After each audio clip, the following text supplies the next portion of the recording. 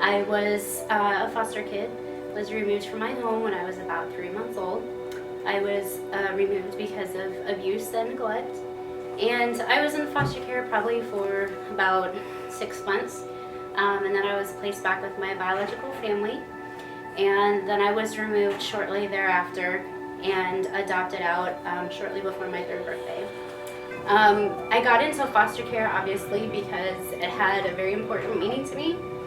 Being a foster care kid, just growing up and knowing that I felt like I was a little bit different, that I kind of didn't belong in my family, even though they loved me and they chose me. It's just a little bit different than when you see biological kids in a family. So I knew from an early age that I wanted to be able to kind of give that back to other kids that were hurting. And boy, when God puts you on a path, He just puts everything right where you need it. They were doing a series called Scars. And as you can imagine, as a foster care kid, it comes with a lot of scars. And for the first time, I felt like God was really speaking to me, that He was going to use this as a purpose for my life, even though I had no idea what journey this was going to take us on.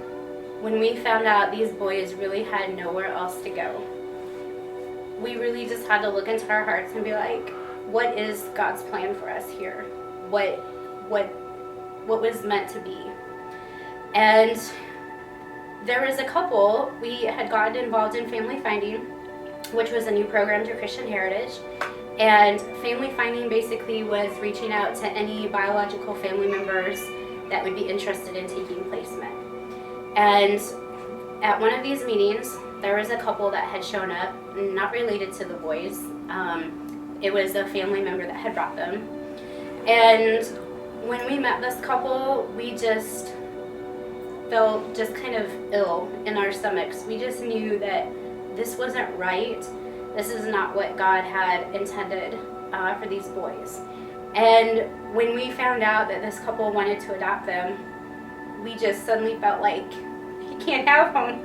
They can't have our kids. At that point, we just knew that they were meant to be a part of our family. And all this time, I kept saying, no, we're not going to adopt. And God said, yes, you are. And from that very meeting, we told them, we said, they're going to be ours. We're going to adopt them.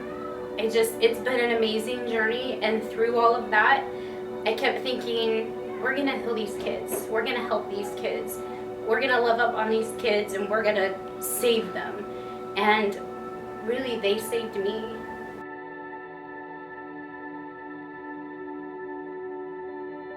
So someone that we knew ended up adopting him when he was a little boy, and shortly after we started noticing some issues, and he ended up in the system, and we lost track of him from there. We received a letter in the mail, and so we made contact with Family Finding, and when she said which child it was,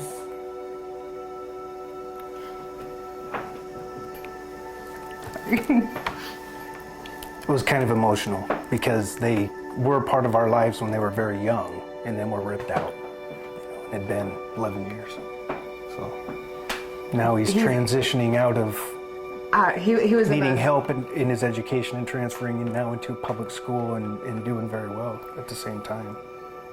They didn't feel that he would be successful. So it wasn't only the officials in court, it was also the caseworkers. But there was one caseworker, and then there was Amy from Family Finding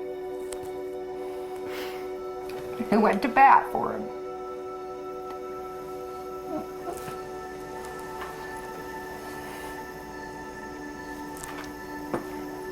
I think sometimes the state, these kids just become a number.